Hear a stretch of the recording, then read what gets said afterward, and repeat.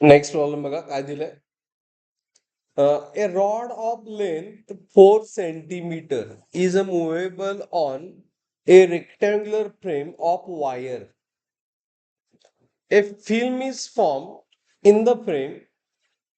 A force of 3.20 minus Newton applied to the rod for equilibrium. Find surface tension of the liquid. हे problem फार सोपा आहे. काय दिलंय बघा. A rod of length 4 centimeter. So rod of length 4 centimeter. Length दिले 4 centimeter. 4 centimeter means 4 into 10 raised to minus 2 meter. Convert केला आपण. 1 centimeter is 10 raised to minus 2 meter. 1 centimeter 10 raised to minus 2 meter. A film is formed in the plane, in the frame.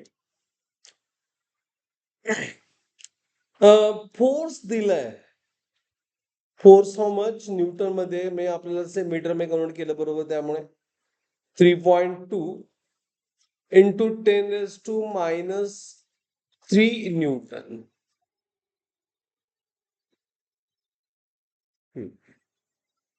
मग विचारले काय, find surface tension. मग directly tension find करायचं, surface tension. मग surface टेन्शनचा formula काय येतोय. Surface टेन्शनचा formula actually T is equal F/L. But rod and फिल्मचे 2 सरफेस एरिया असतात, त्यामुळे 12. ओके, त्यामुळे आन्सर बघा T F आहे 3.2 into 10 raised to minus 3 आणि 2 लेंथ आहे 4 into 10 raised to minus 2 metre. आता मी जर 32 करतो कॅल्क्युलेशन साठी. 32 केलं म्हणजे -1 ऍड करावे, हे -4 झालं, कारण डेसिमल राईट साईडला मूव्ह केला. Divide by 8 into 10 raised to minus 2.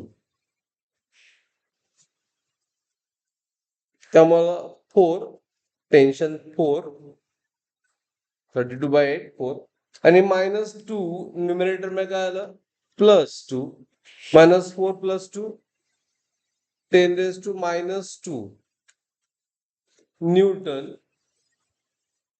Per metre is answer. Okay, 4 × 10⁻², म्हणजेच किती डेसिमल मध्ये म्हणतात तर 2 इकडे यायला पाहिजे, -0.04